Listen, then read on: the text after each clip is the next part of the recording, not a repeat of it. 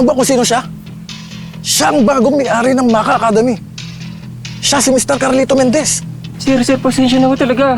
Hindi ko sinasadya. Sir, Sige na. sir, pasensya na ho. Ingat eh. Takbo ng takbuhan dito.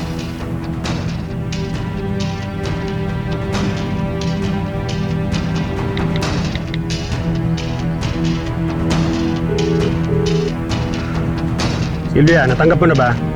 Tinatransfer ko na ang pera sa account mo. Isa lang ang dapat mong siguraduhin.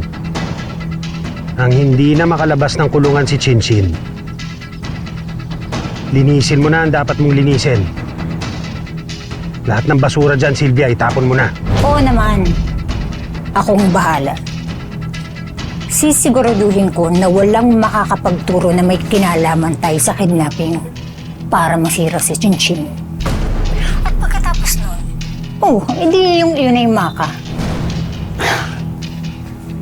Si Anton nga pala, inibyak ko na ang pinagtataguan.